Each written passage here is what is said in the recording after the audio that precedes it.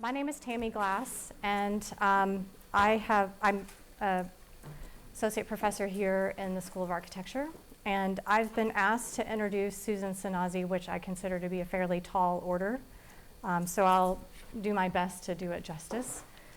So I'll begin by just talking about to curate something means to take care of something. And over the last several decades, Susan has in many ways become a curator of design. She has also in many respects been responsible for developing design's narrative. But she herself has a fascinating story. She came to the US early in life with the rest of her family as political refugees after the war. But most of us know her as the editor-in-chief of Metropolis magazine, where she's been since 1986. But prior to that, she was at Interiors and at Residential Interiors, and a few others that I'll let her tell you about sometime. Her formal education was focused on modern European history.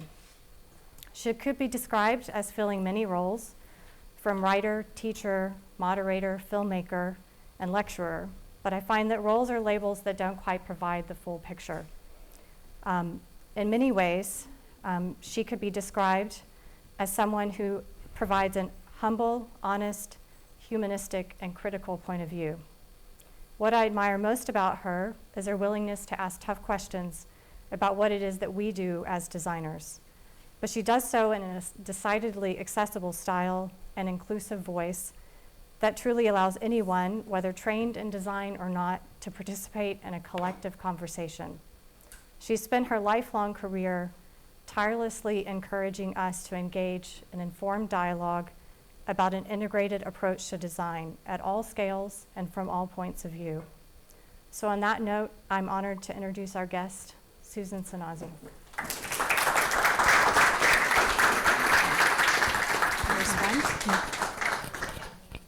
And this one. We exchange mics. Yeah. Okay. Thank you. I'll leave you to it. Thank you, Tammy. Thank you, everyone, for showing up, and let's hope you find it worthwhile.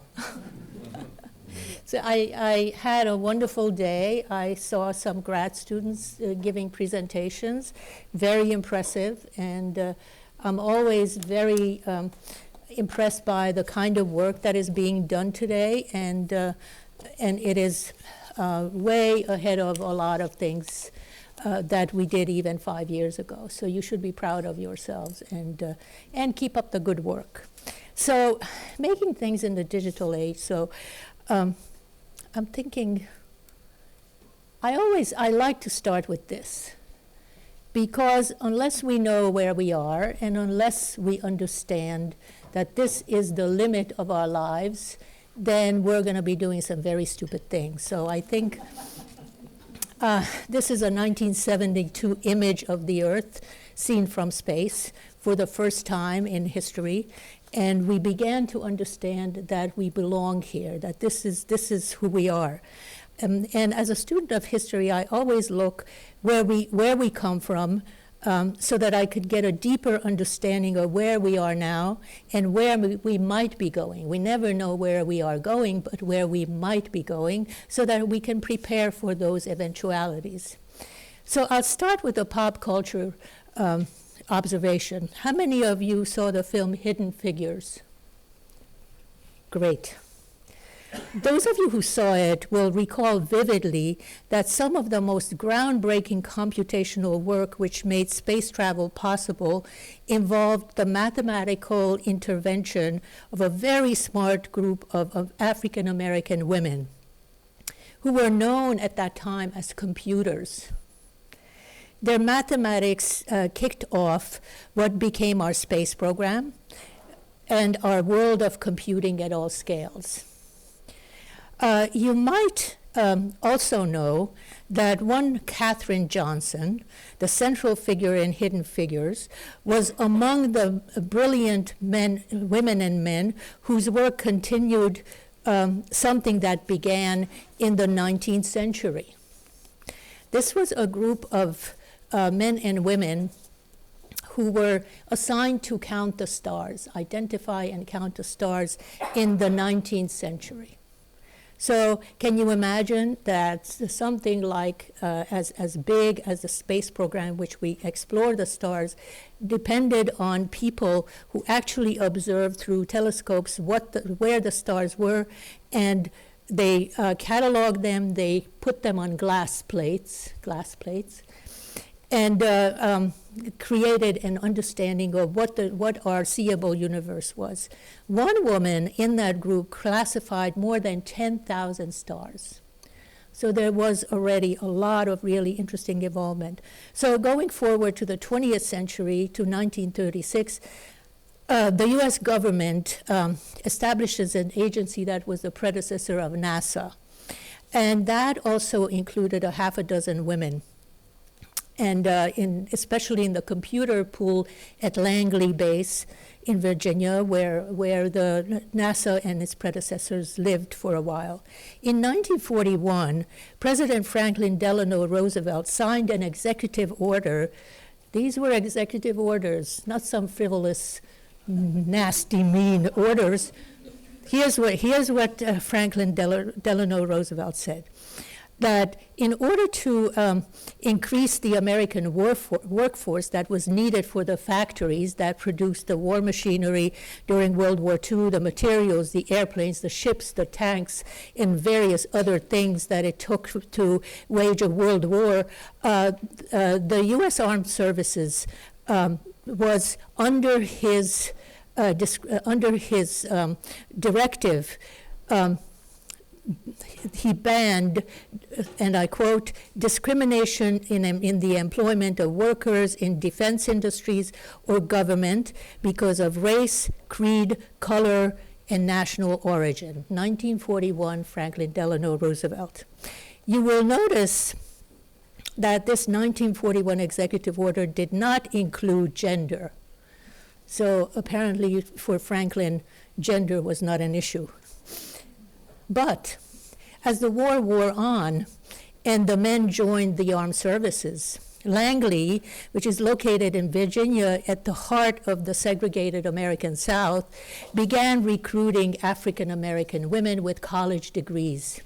These women were hired for the brains they brought to the workplace in a segregated Langley campus, which is painfully depicted in Hidden Figures, as you see Katherine Johnson trying to go to the bathroom a mile away from where she worked. Also, they were paid, these women were paid a fraction of the salaries what the men were making. So Katherine Johnson starts her computational career at Langley at the agency that became NASA in 1953.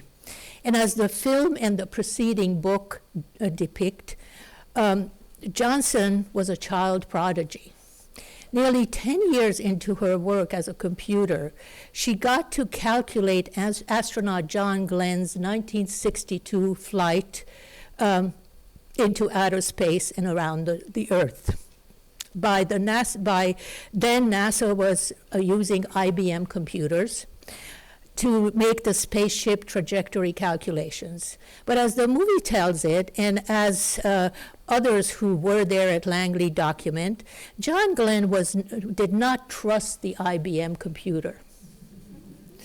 I love John Glenn. He's one of those great Midwestern Americans that no nonsense, no BS. So he wanted Katherine Johnson, because he knew of her computing capabilities, he wanted her to check the numbers in the old-fashioned way, calculating by using chalk on board, pencil on paper. And he apparently said,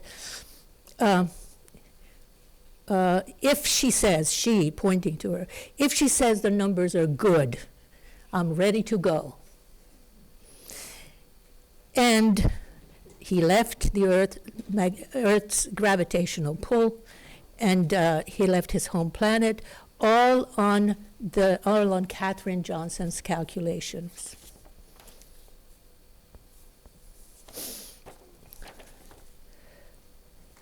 So she went on to work on NASA's Apollo program, plotting the trajectory calculations that took Americans to the moon in 1969, beginning in 1969. At that time, it's good to remember that the human struggle, the ingenuity, the dedication that lifted humans into orbit and to explore the stars and made our imaginations soar, galvanized the whole country and the world. I mean, when you think about the massive effort that it took to do this kind of work, and then the results, and then the tragedies, and then the humanity of it all, and the technology, that was a big time in our history. And as Hungarian refugees, whose my father was a pilot, so we were a techie family. We watched everything.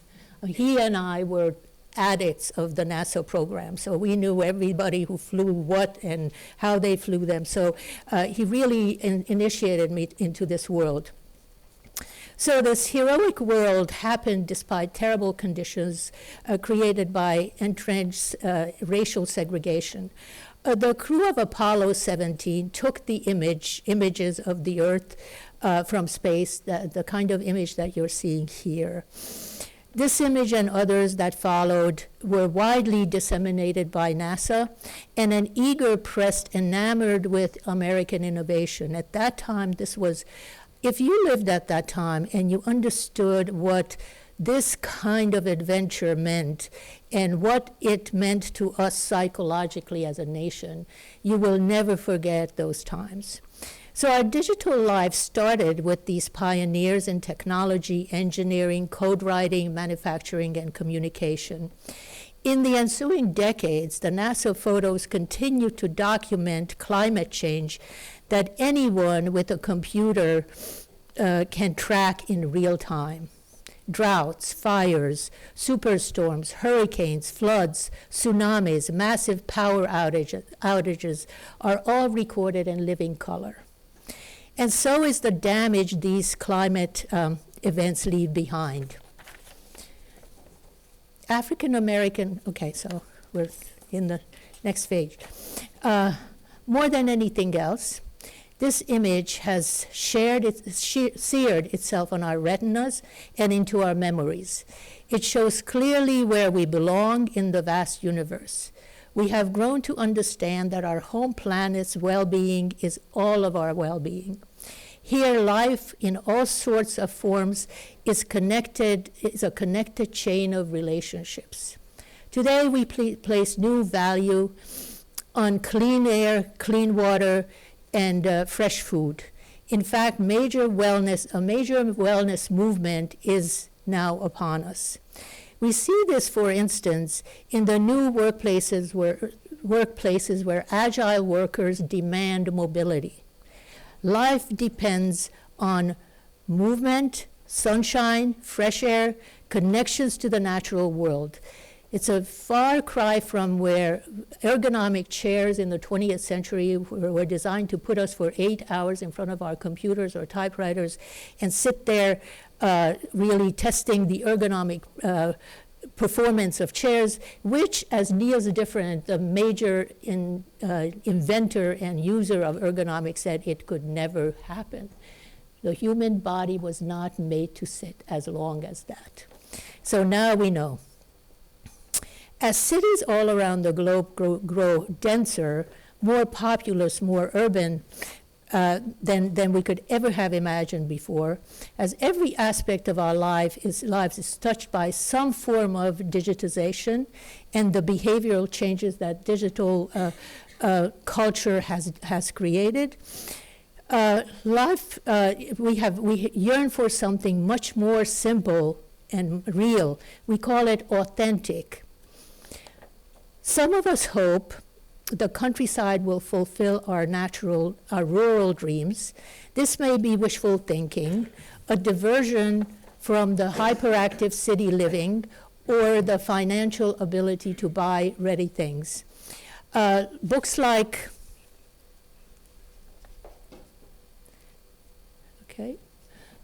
this, The New Homesteader promises to us ways to create self-sufficient farm, grow our own produce, and raise livestock. chicken coops have been known to be spotted in Brooklyn.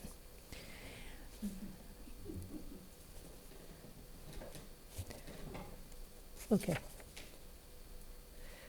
Now, and then the Kaufman Mercantile Guide teaches us how to split wood, how to shuck an oyster, and master other simple pleasures for all of $24.95. And you're looking for chic, and if you're looking for a chic woodsman's tools, you can find an axe with a well-tailored leather blade cover. The cabin in the woods is well equipped, designed for those who can afford to escape from the city, if only for a short period of time. This privilege, is the privilege of those who can afford it. The cabin you see here is the work of French designer Nathalie Creuset, built in the Loire Valley near the Woodland Art Center. It seems that we never want to be too far from civilization.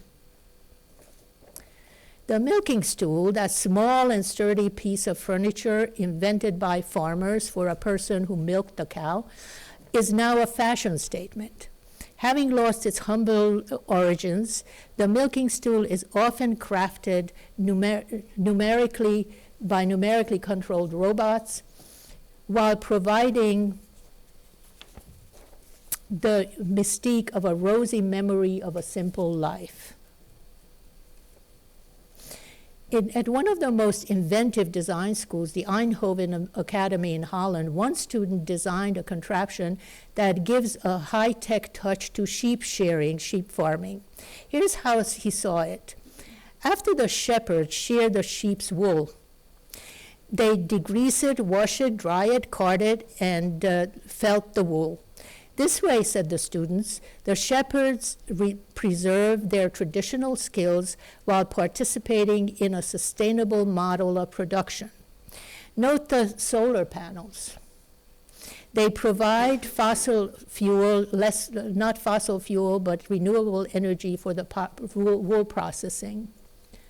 And so who are these makers? While robotized assembly lines produce everything from cars to ketchup, small workshops are springing up in cities everywhere.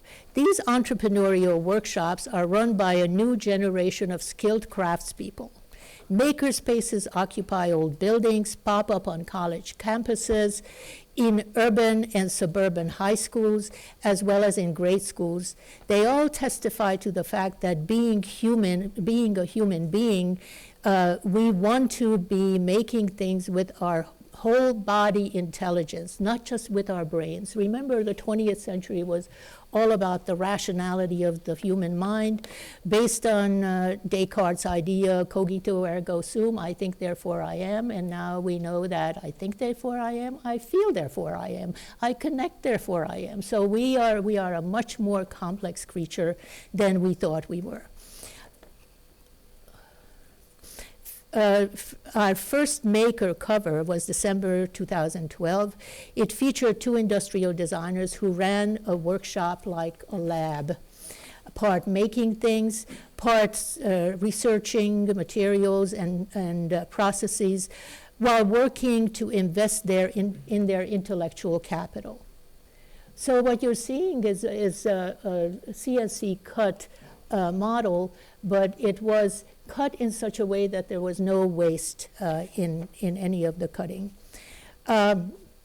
This way of operating is fairly common now. Steve and Jason call their shops shop lab / machine histories, which they established by attracting creative clients like experimental designers and artists. There always has to be, just remember the way modern architecture first took hold. It was always the adventurous, the open-minded, the progressive people who grabbed onto new ideas.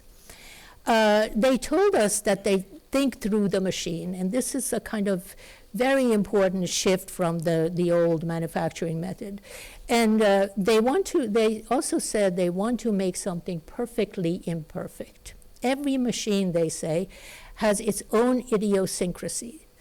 They make an effort to show particular machines, their particular machines' imperfections. This approach is a new kind of making, not manufacturing thousands, millions of the single product, and a process that created an economic powerhouse of the first industrial revolution, which now is long gone.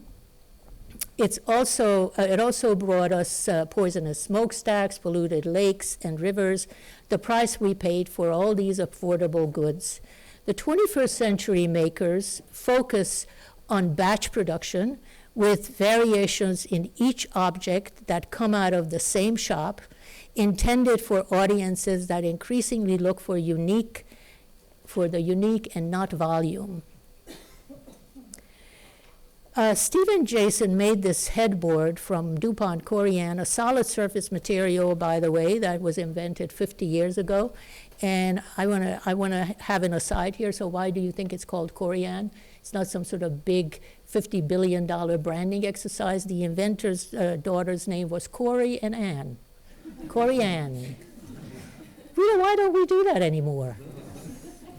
So Jason and Steve, CNC cut this incredible detail and yet somehow imperfect design.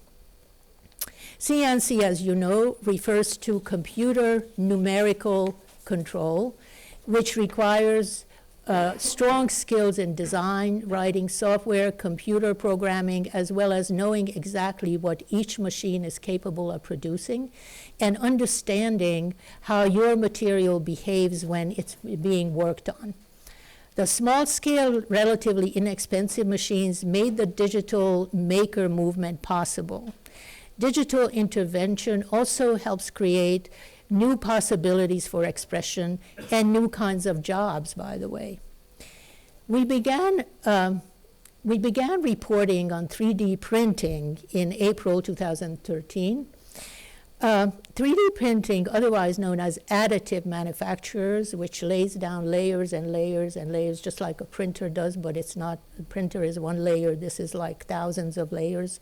Additive manufacturing has also changed the way we make objects. When you can print an object in its full 3 dimensions from a digital file, you are changing the way things are made, what they are made of, how you sell them, and what we buy. Design remains essential to making beautiful, appealing 3D printed objects. Here are some of the forms and types that we showed as printed objects. So the dress that you saw on the cover, here's another dress that was collaged from a 3D printed leaf patterns, a vase, a Nike sneaker,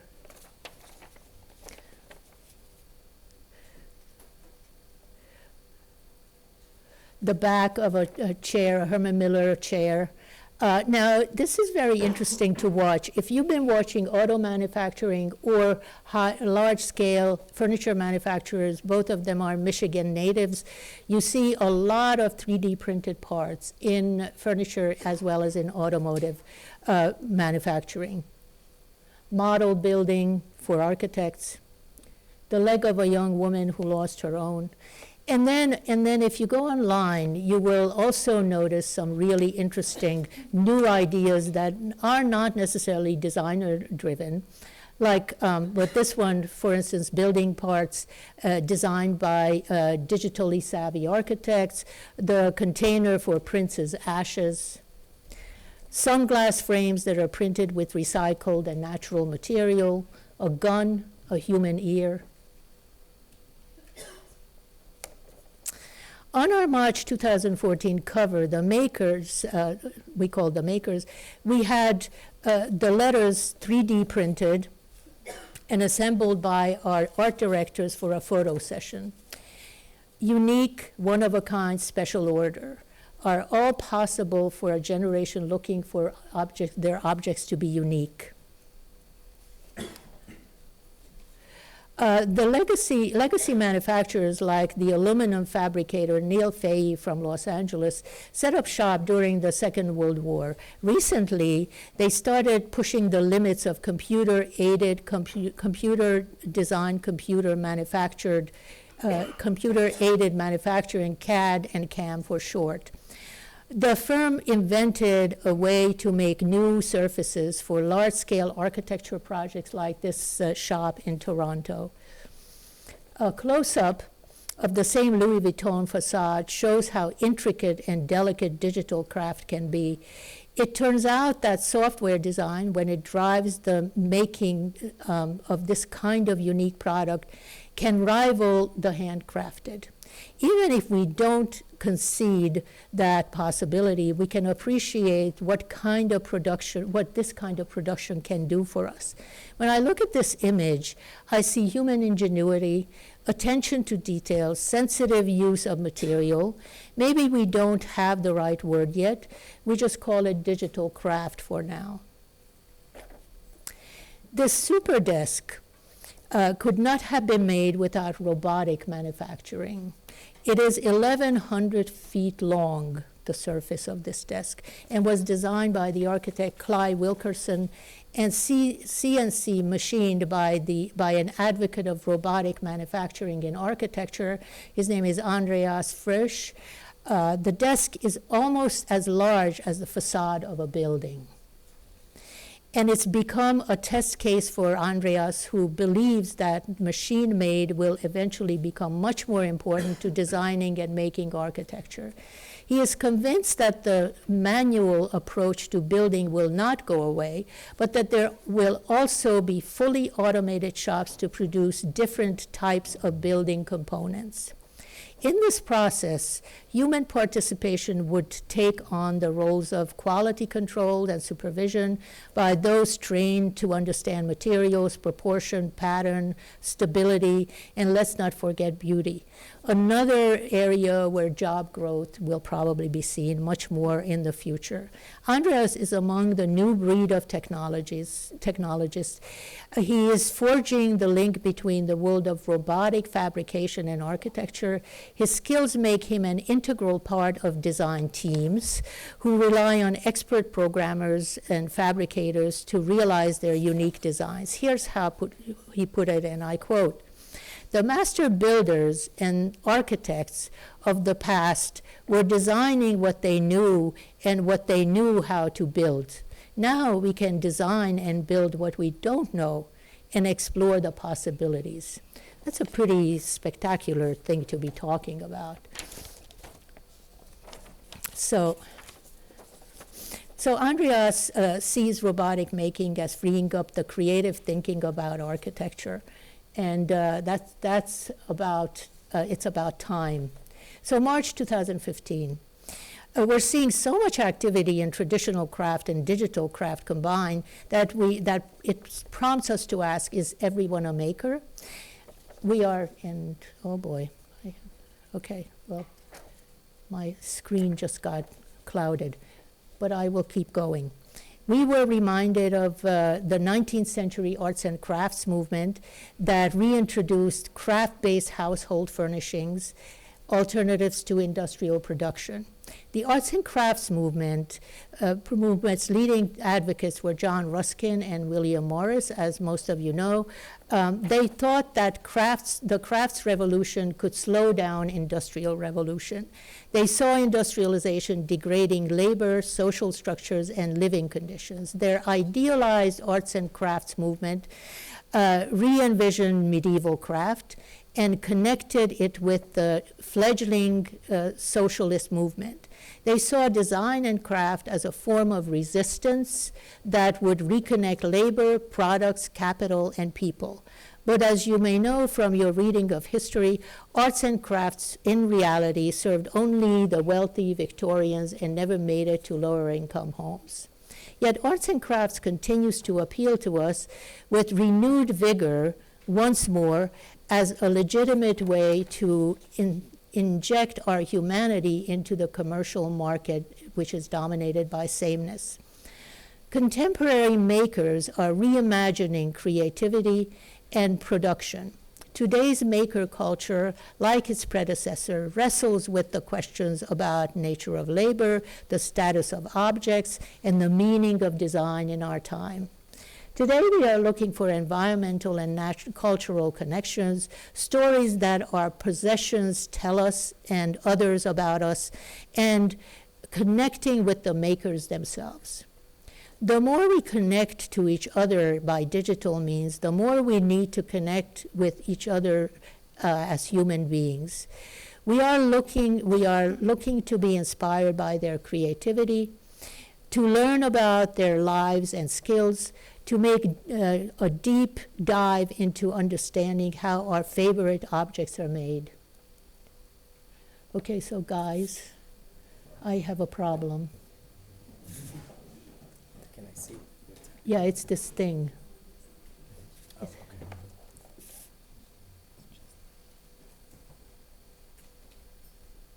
Some intrusive thing came on my screen. Some invader. Uh-oh. Sorry. Just don't know how to. Oh, nice. Okay. Is it the AT&T? Yeah, exactly. What is that? I just can't get from. It's this the Russian. screen. It's the Russians coming in. How many? Yeah, see the cursor Oh. is right there. Turn off your wire. Is that Guccifer? Oh, you got There we go. it. Is that Guccifer coming after me? There we go. Precisely 3 5. Okay. Yeah. Thank you. Whoa. Oh, there it is. It's back. Let's just turn off the wireless. You have to exit, huh? Isn't it fun?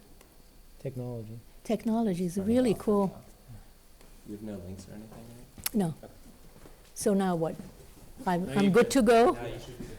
Okay, Guccifer, stay away from me. Golly. Okay, here we go.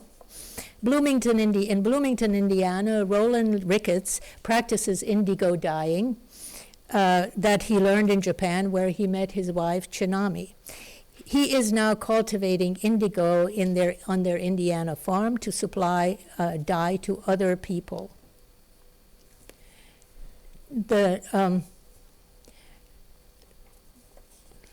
Chinami is making these beautiful fabrics that will be made into kimonos.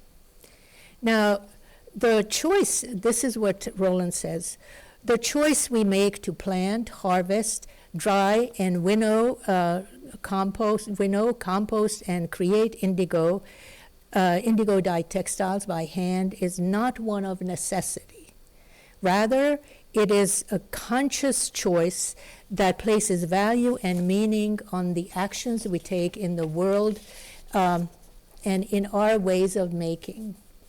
So Roland dyes functional and artistic fabrics, and there's Chinami who's doing the same, and she's weaving them. Both channel indigo into making meaningful, beautiful objects. After winning the 2014 Martha Stewart American Made Award, who knew Martha Stewart was involved in American Made? Even her. The Ricketts spread indigo production to small farms around the Midwest to create more dye for other weavers and artisans. Craft is back around the globe. This is Brynjar Sigurnarsson, an Icelandic artist designer who uses conventional materials and Icelandic narratives in his work. After working abroad, he returned home to Iceland to began to internalize the local craft expression. He told us that most of his work follows a feeling. He works to give shape to what comes to him like this crazy, wonderful sweater that's more of a performance piece than something to wear. It's Iceland, it's craft, it's dramatic, it's memorable, it's a feeling. This library table takes its cues from the remote Icelandic fishing village where Sigurnarsson spent some time. The fishing yarns are used as a weave detail this unusual table. Working with a Spanish manufacturer, he designed these glacier-inspired candles. With them, he is commenting on global warming, which he has witnessed firsthand in Iceland, where when these candles melt, they disappear just like it's happening to the glaciers. So who knew that you can make a political statement with a candle? Our March 2016 issue dove into the maker movement to explore how makers are changing cities everywhere. This group of entrepreneurs is a new force in urban renewal and in humanizing cities. In whole neighborhoods, reclaimed and new buildings are occupied by artists, designers, and makers. Often all of these skills come together as multidisciplinary groups. The idea behind this collaboration is to pool skills in order to offer unique goods and services for a growing clientele. Dubai, for instance, is building a design district in hopes of becoming the creative capital of the Middle East and North Africa. They hired the architecture firm Foster and Partners to design a central space for the district. This will be operational by 2018 rather. During last Dubai Design Week, this fiber sculpture appeared on the beach. It references the traditional fishing culture that once was practiced on these beaches. The idea of evoking connections to the past, telling memorable stories of the place, runs as a through line in design weeks everywhere. These are annual events that are growing in number and in cities everywhere. In Caracas, Venezuela, a group of young architects champion a bottom-up approach to strengthen community ties. They design structures that communities can build themselves. In this way, the control is in the hands of the people who live there. This is Alejandro Hayek, co-founder of Lab Pro Fab. They seek to understand the city as a social system and build environments that can shape social systems. This innovative work is also sustainable, and each design is reproducible. One example of the Lab Profab work is this hybrid structure that combines cultural, sporting, and healthcare spaces under one roof. The needs are identified with each community, and that's what the architects design, and that's what the communities build. In Miami's Little Haiti, there is a vibrant community that attracts artists and makers. But we all know what happens when artists occupy a crumbling but interesting section of a city. After the artists colonize this place and give it the kind of raw texture that appeals to affluent urban dwellers, gentrification follows and the locals are pushed out to fend for themselves. Little Haiti is working on attracting and nurturing local talent. The newly occupied buildings in Little Haiti show off the workers inside these creative spaces. This one houses 2 complementary professions, a graphic design studio and a letterpress equipment. At the other end of the world in Singapore, the government is pulling out all the stops to promote creative entrepreneurship in that city nation. This new building contains labs where designers, craftspeople, and tech industry experts rub shoulders. The Singapore Center hosts programs where students and other people can get hands-on training in technology. The Design Singapore Council encourages craftspeople to embrace the traditional ways of making things. This studio collaborates with a Japanese porcelain company to produce a series of ceramic pieces. The search for equal opportunity continues. We see regular reports on the state of diversity among designers, and some signs of hope, and there are some signs of hope. We reported on two young women recently, two young African-American women, Cara Michelle and Courtney Sharp, who spearheaded the Black Design Conference at Harvard GSD.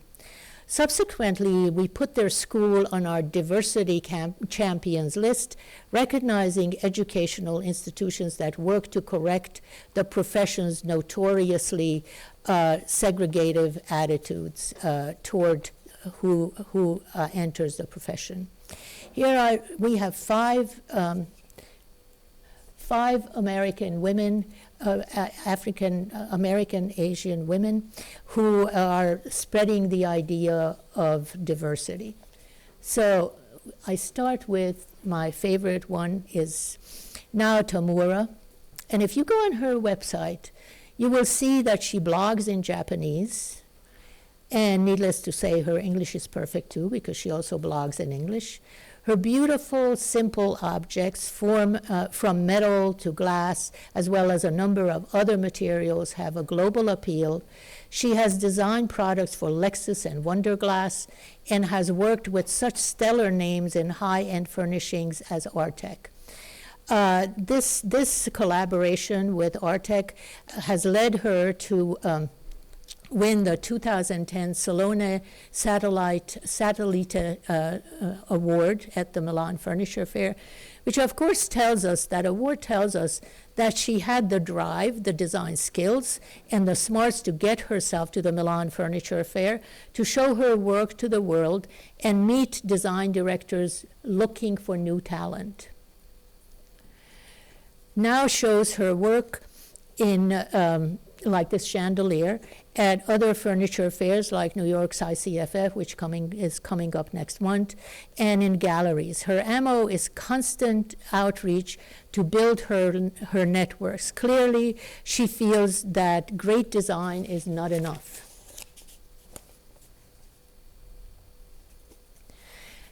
Vani and John Arndt specialized in products for the interior. Both are professors in the product design department at the University of Oregon.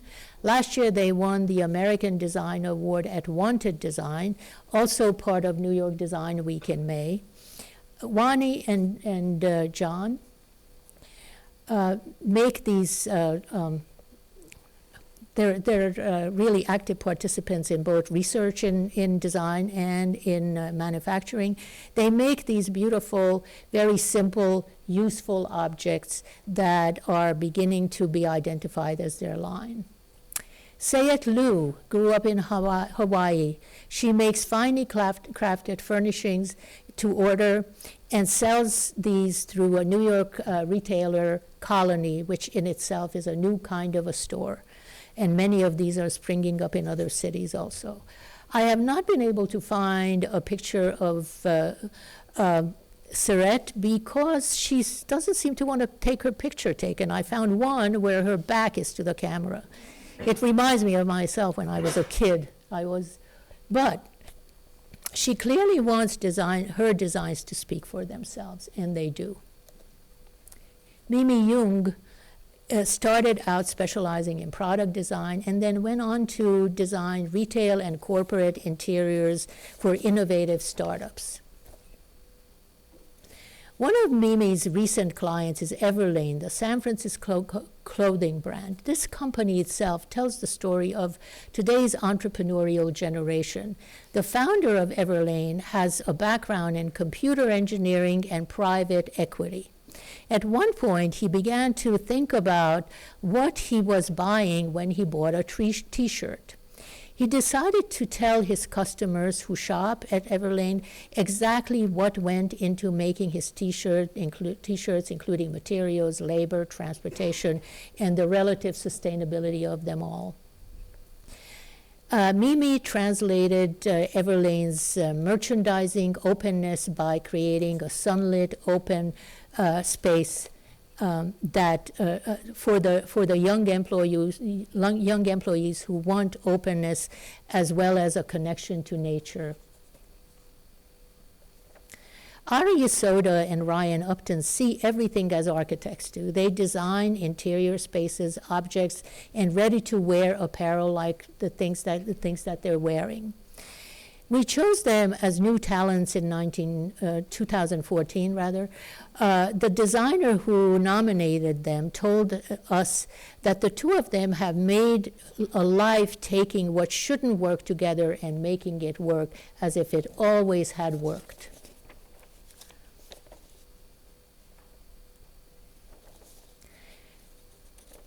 Simple Asian reference lines. Okay, so here, I lost it.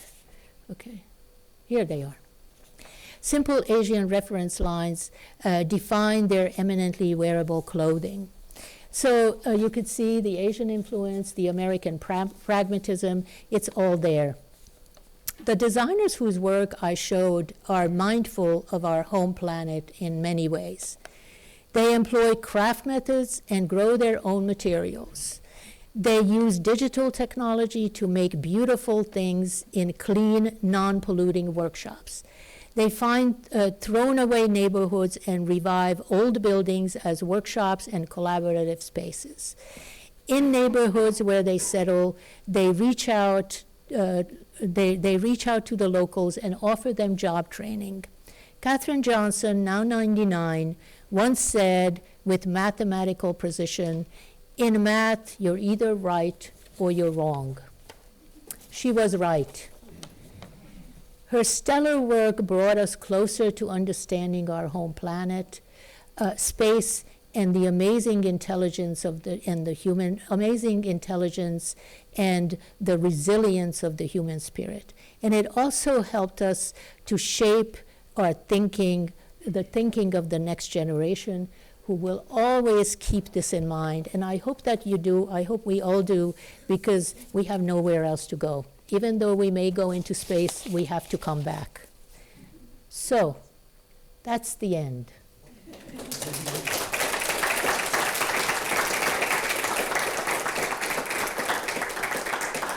So are there any questions, issues that you'd like to take with me? Anything that you feel we haven't covered?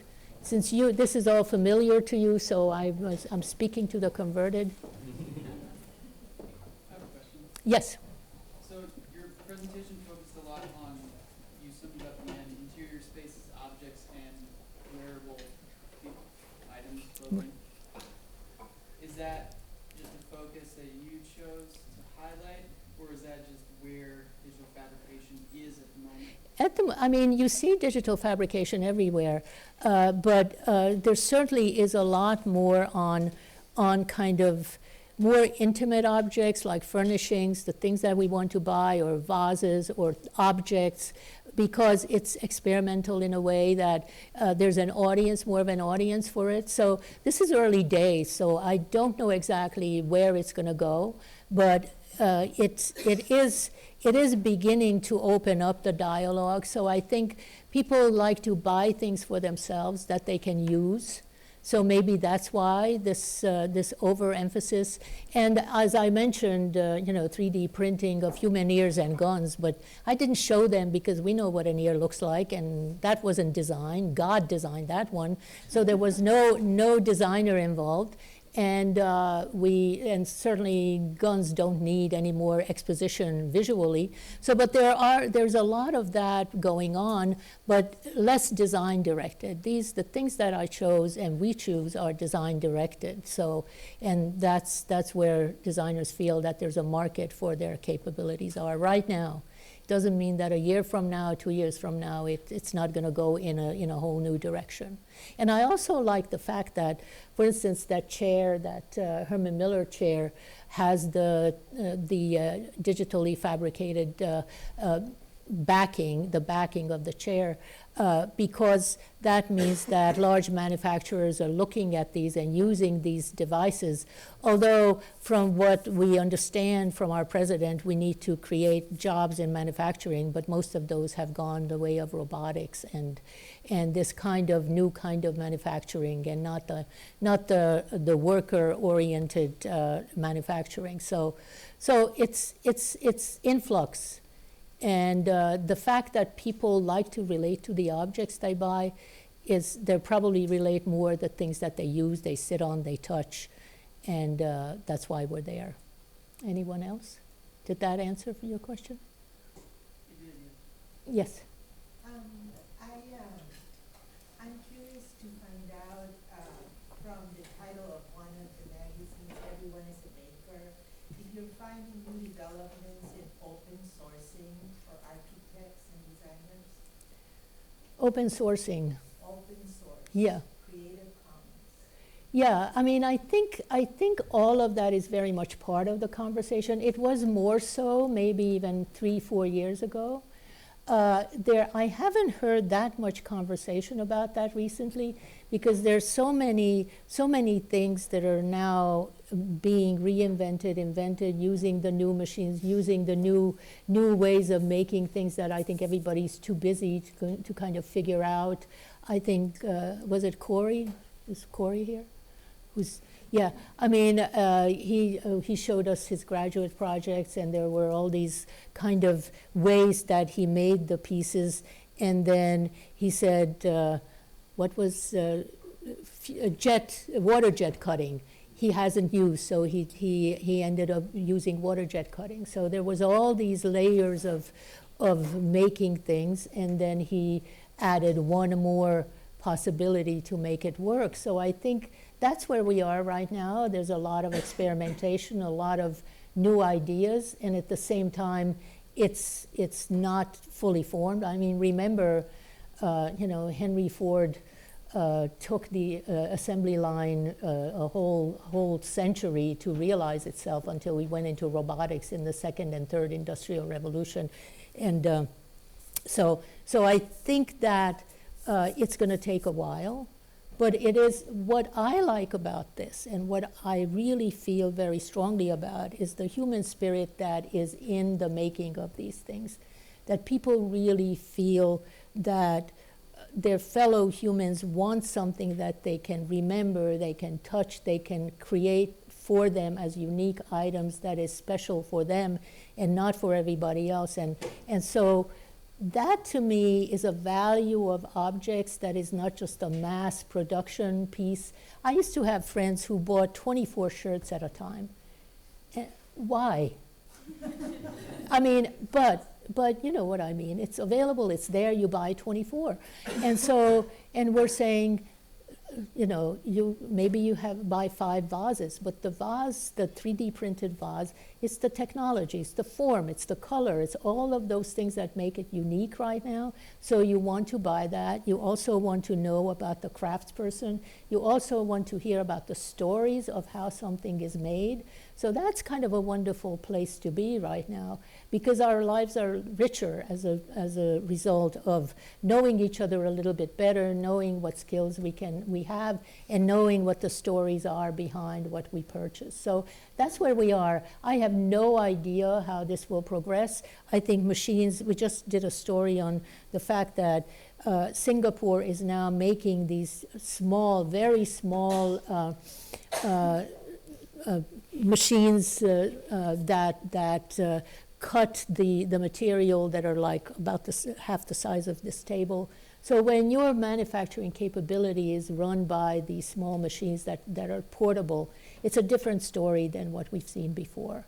And that's why I think now is a really interesting thing. And then also, I love the idea of cities being, certain areas of cities being revived by people who come in with skills and ideas, and how to renew something that was a throwaway, that nobody wanted to occupy, and what would probably have been torn down, but because people appreciate the story of their objects, they also appreciate the story of the built environment. So all of that feels like there's a kind of a change happening in our ideas about ourselves and our world that are very, very kind of, I think, very positive to me in terms of our humanity. Because for years and years I heard that designers were talking about people-centered design. Well, It wasn't about people, it was about the bottom line. You shuffled people into those big corporate spaces. You created the 72-degree interior that you froze in if you were one section of the population, you roasted in if you were another section, and there was no consideration of the human being at the end of it. And now it's really interesting how we're beginning to say, no, this is about the people who are there. So I like what's going on now. It feels like a much more supportive system to us and the humans that we are. Any other issues, questions? Yes? Do you see a trend in these digital technologies and designs that are reincorporating the analog with the digital, or reincorporating the hand with the digital and bringing some of that, those perfectly imperfect machine-made Yeah. materials, incorporating some of that hand? Yeah, I think that's bound to happen. I don't know, I haven't seen too many of those, but I think because we have the traditional craft developing and growing along the digital craft, I think that there's going to be some pieces that will be made by the two processes. And the more of this is made and the more ideas there are about how we make the things that surround us, the more innovation that will happen. So, I wouldn't be surprised at all. I mean, if there were more of a connection between the two of them. And also, don't forget, the digital craft is really interesting now because of what it's able to achieve. I mean, that 1,100-foot-long desk that I showed you, there was no way that it was going to be made by hand.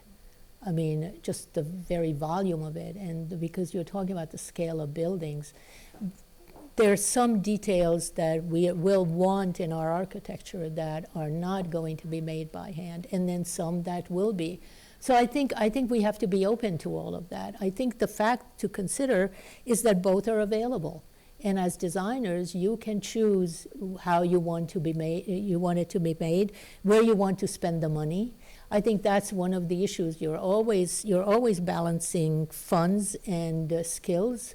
So, and that is in your pre-planning. I mean, if you feel that something handmade and / digital made is going to make a difference in creating a very interesting environment for your clients, you're gonna factor that in from the beginning, and then it's not gonna be a surprise, and you'll get that. I mean, I just think that kind of budgeting needs to kind of be very informed about what costs what, so that you can actually do those special things that you want to do.